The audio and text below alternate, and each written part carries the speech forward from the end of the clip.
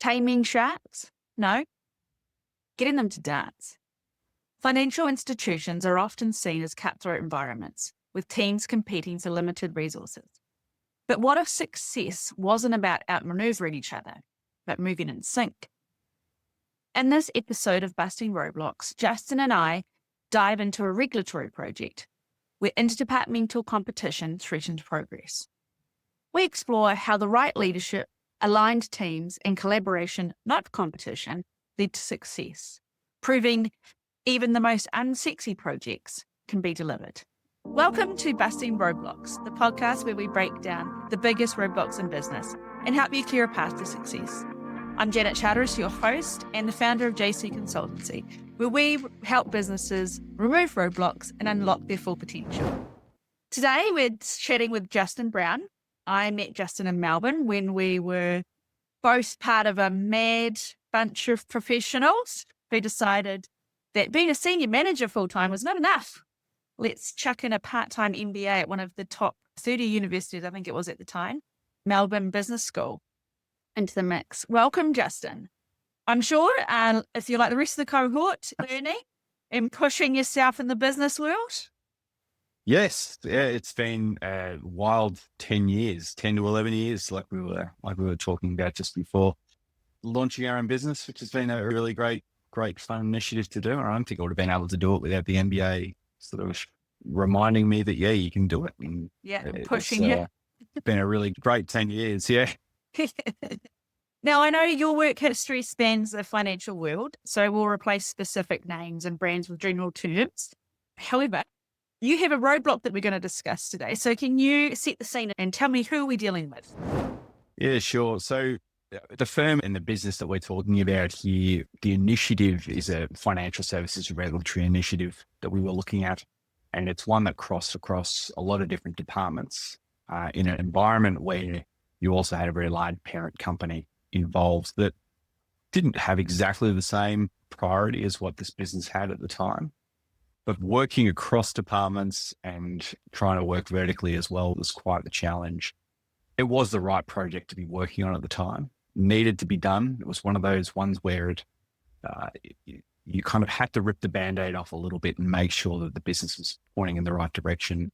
But it wasn't one of those sexy ones. It wasn't going to increase sales. It wasn't going to necessarily increase your return on equity or anything like that. But it was a fundamental. It had to happen. It was one of those ones you just had to get done. And it meant that other parts of the business weren't going to get the priority that this project got and the sales team got. So a lot of different departments had to continue to operate and fight for resources, fight for the scraps around the bowl whilst this large project delivered. The longer it went, the more challenging it became. Yeah.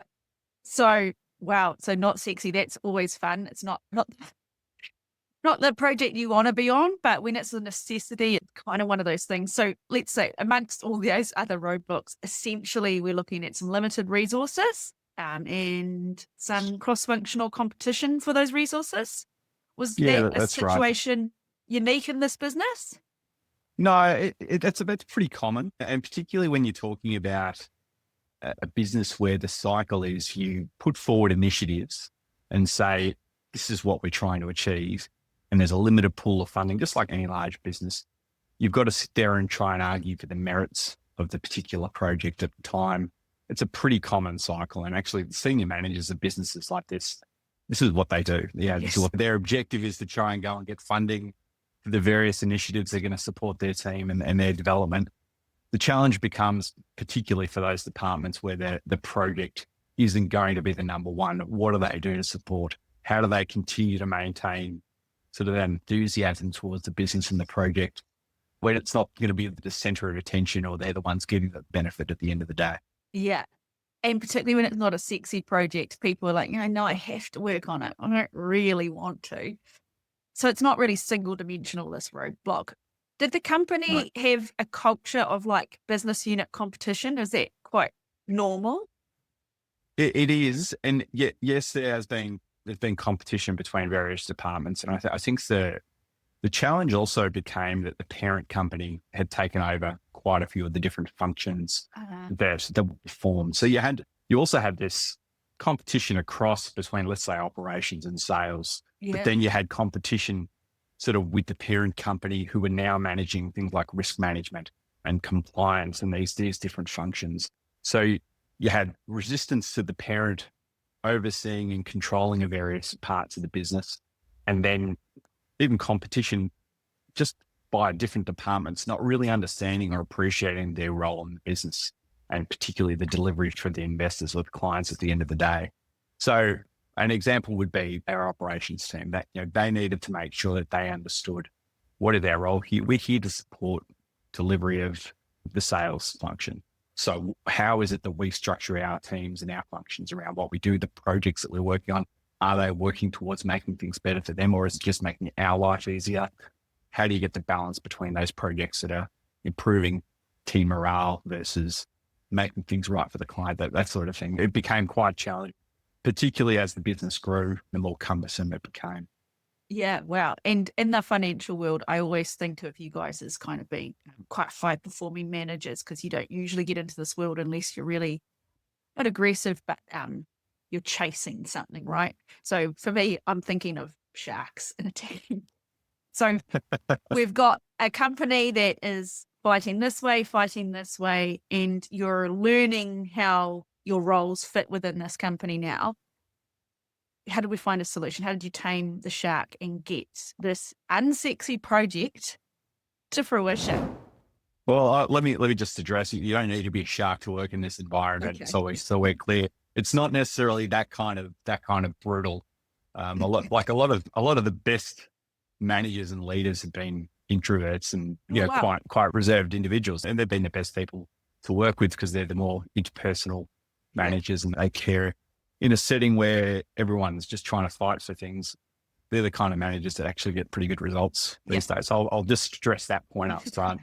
But in terms of taming the shark, it's more about getting them to dance. I don't know, you can tame a shark, nor can you teach them to dance, but it's more getting them to all dance to the same tune and point in the same direction. In this particular initiative that we're talking about, I mentioned it's a large regulatory project. It's a must do. And I think that there's three key ingredients that needed to be in place for this project to work. First was a very strong program manager. Yep. Having a program manager in place that knows what they're doing to get best results is fundamental. And we faced the problem that there were a number of program managers to begin with that got funneled down into one particular program manager that then ran the show. And because of their strength in what it is they did, they were able to wrangle and keep scope creep under control, and they were able to point the project towards the outcomes that were agreed. Yep. And actually get to a delivery. Now, like I said, this project did stretch over a long period of time, and that's not necessarily a reflection on the program manager. It's more that the more the project went on, the more initiatives and the more change that came in. The program manager is responsible for making sure you still stay true to the original scope that was agreed and keep the program moving in the same direction. The second is the business sponsor. This is a really, really important and vital role for the delivery of the program. The challenge that this particular project had at the time was that there was a lot of leadership change, a lot of change with regards to the responsibility of this particular project over the first 6 months to a year of the program. Right. And it wasn't until the head of the sales department took over that program as the business sponsor that things really started to click. And in hindsight, that would have been the case right from the start. Right. I think if there was any learnings to start to take away from it, if that business sponsor needs to have enough swagger and enough influence, particularly amongst those senior leaders, to push the business to keep focused on the outcomes and the scope of their program. It's not just the program, just not the program manager, it's the business sponsor. Don't have a strong business sponsor in place that's going to champion it and bat away everything else. It's just not going to happen. And then the challenge for them is they're trying to run two jobs at once. Absolutely. They're running an entire department. They're basically doing two jobs, also being a business sponsor if you're going to deliver an initiative like this. So that's the second key element. And the third, and I really don't want to underestimate the value of this, is a really, really strong team of analysts. Now, in the context of a project in this environment, getting strong analysts in place that actually know the business and know the people within the business and are able to get the right outcome from the right people and get people on board, a strong team of analysts is absolutely vital. And I've got to say that the team of people that are actually out there getting the work of the program done Yes. and getting those early adopters on board and making sure that those people that were going to use the system day to day were on board and agreeing with exactly what it was that was being delivered. Absolutely vital. The team that worked on this program, I think back to those analysts now. I've still got good relationships with quite a few of them, and we're talking, this is years ago now. Yeah. They've all moved on to different initiatives at this point, but they're still just really great people. And it's unusual for a project team to have such a strong team environment that just continues from project to project. But these guys are really strong and really terrific.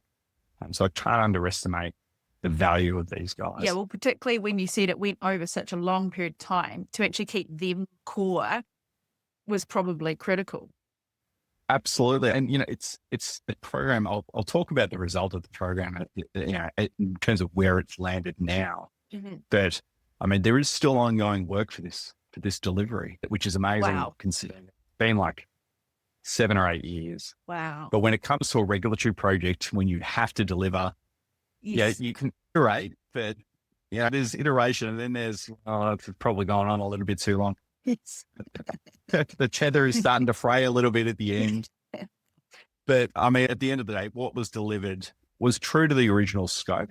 Great. But it probably wasn't perfect by any means. It wasn't a perfect delivery. It delivered what needed to be delivered, just like any other financial services large project. Yep. Delivered what was required. And I think it's important to not just restart everything if things aren't quite going right. And that, again, strong program manager, strong team of analysts are going to keep people on board and keep the train moving in the same direction. Right. Because you don't get another swing. In this environment, you get one go and it has to go and you've got to keep going. So you don't get to go back and start again. So the delivery wasn't by any means perfect, but it got done what it needed to get done. So not a perfect execution, but I mean, realistically, not all projects are executed perfectly, and sometimes done is better than perfect, right? Yes. But I guess key here is obviously the team members that you've mentioned, but also resetting that lens from competition to complementary goal setting. So getting everyone on board. And it sounds like the business had only recently or quite recently changed its structure. So getting all the teams on board and pointing in the same direction is actually quite hard. But like you said, getting them all dancing, we've got some sharks dancing, so I'm impressed, and I'm sure the world will be impressed by that. Did this new approach have implications beyond this project? I think it did in terms of large scale projects being delivered moving forward. But I think you've got to understand, we're talking about an environment where, number one, the structure is going to change fairly regularly. Right. I worked in this firm for 15 odd years, and I saw maybe a restructure every 3 or 4 years. Wow. It's a pretty common thing in a changing and challenging environment. And the business has already moved on to other objectives like outsourcing and shifting operational models. And the large projects continue to churn and move forward. The interesting part will be the relationship with the parent company in the future. I think we'll watch with interest there, but it'll be interesting to see if that business continues to operate in the current structure or start to split out and do something completely separate. It'll be interesting to see what happens next. Yeah, I bet. Well, Justin, I think that's an excellent real life example of how solving an ongoing issue has implications beyond just the bottom line. I think it's really fascinating that your structure changed every 2-3 years. You have to deal with change now, and 15 years ago, you had to deal with tons of change. So I think real life implications, the project delivery, it's not perfect, right? But that doesn't mean taking the time to identify the roadblocks and identifying the right solutions isn't worth it. So thank you for your time and thank you for this example. That's awesome. Can you tell us anything about where you are now? Yeah, so 2 years ago, we launched our fund, Icehouse Capital, which is going along quite well. It's a hell of a challenge, particularly compared to operations specifically or product management, which is where I've been in the past. It's a great space, work with great people, really enjoying it. And obviously this experience hasn't hurt you at all. Not at all. No. This experience is just a building block, right? You learn from it, you take away, just like any other initiative. If anyone's ever working on a project and they think, this is the worst, this is the end of the world, it's really not. Just learn from it and move on. And Yeah. take the learnings and remember them. Yeah. Absolutely. Well, thank you again for your time. If you find this podcast valuable, make sure you subscribe and share it with your network. And if you have a business challenge you'd like me to cover, reach out on LinkedIn or at jcconsultancy.co. I'd love to hear your thoughts. What roadblocks are you facing right now?